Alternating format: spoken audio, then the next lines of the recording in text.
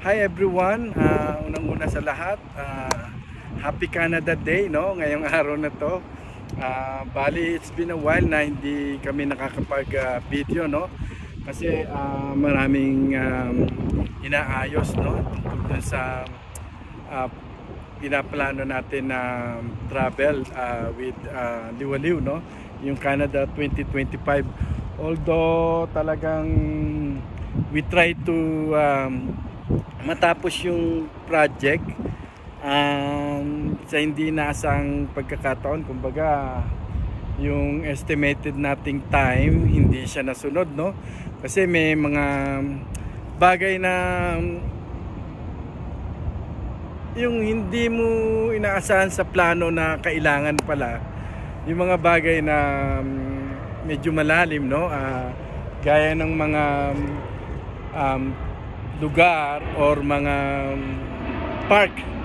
So yun, no, yung mga bagay na hindi natin naasahan, gaya ng setting up, especially sa kondisyon ng sasakyan, no, nung motorhome.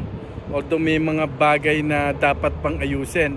Kasi nung chinek namin nung isang araw, meron kaming nakita na issue dito sa kabilang side ng sasakyan na tumutunog.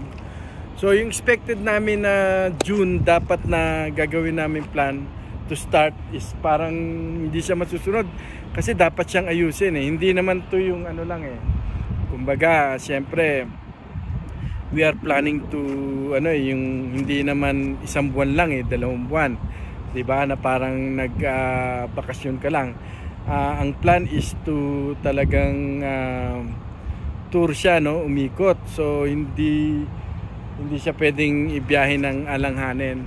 At the same time, yung mga ini-expect namin, di namin akalain na dapat palang naka-line up yung aming mga RV parking, no, especially. So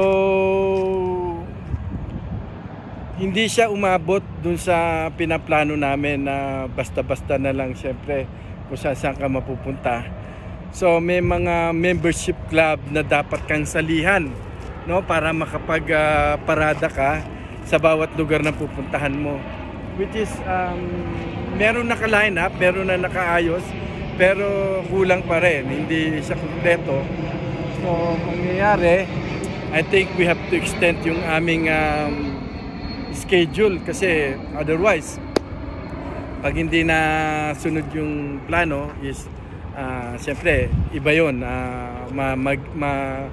maantala ka, magigipit ka dun sa daan. So yun yung mga bagay na kinukonsider natin. So makikita nyo ngayon, nandito kami sa New Horizon Mall. Tinetest namin yung mga equipment, no, especially sa internet. Dapat which is okay naman yung ating mini Starlink, gumagana siya, maganda yung function niya, mabilis siya, no. At ang aming mga sinesetup is yung mga battery. Importante yung mga battery na dapat may mga backup ka. So ngayon, meron kaming mga lineup na schedule sa mga malalapit na lugar, RV mga yard, para pagparkingan namin, pero hindi pa talaga full siya, no, to start.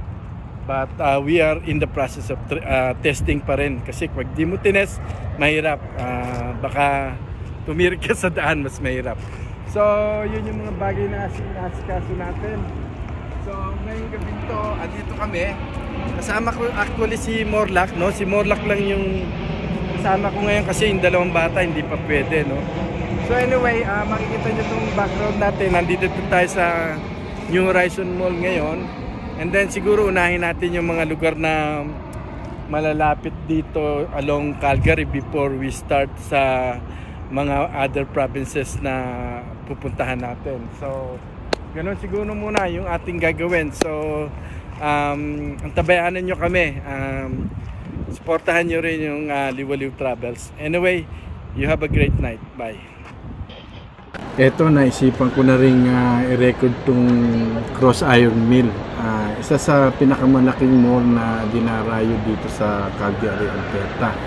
since nandito na rin tayo, kumuha na ako ng mga shot or clips para naman doon sa mga viewers natin na nanonood, para makita nila kung anong itsura ng Calgary, Alberta.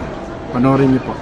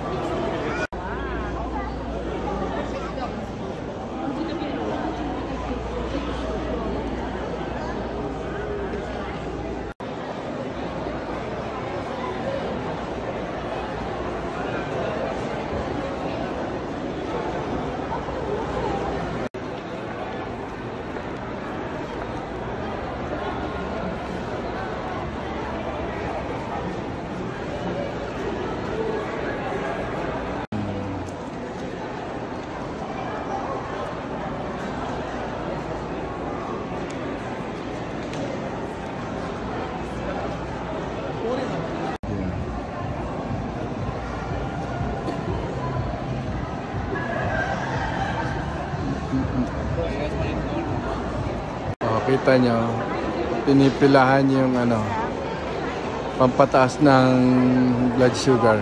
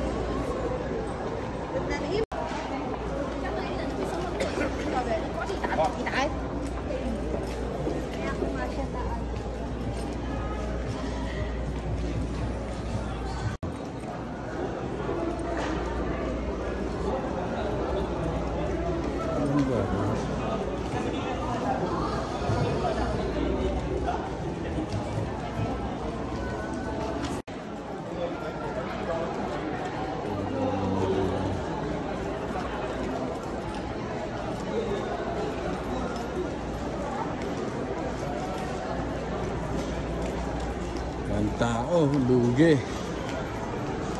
Ayan. Ang tao. Wala na eh. Wala na sila.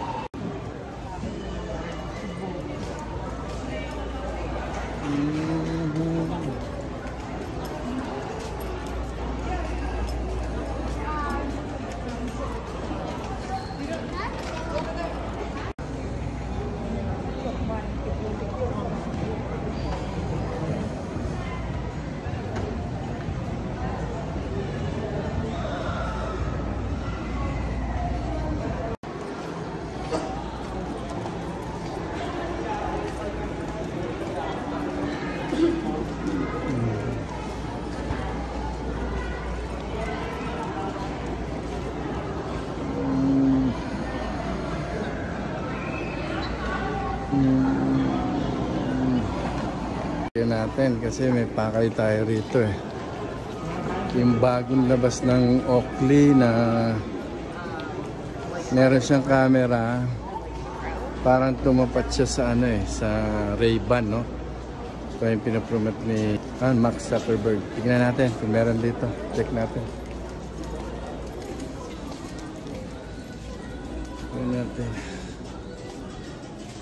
yung bagong labas na may camera na Oakley.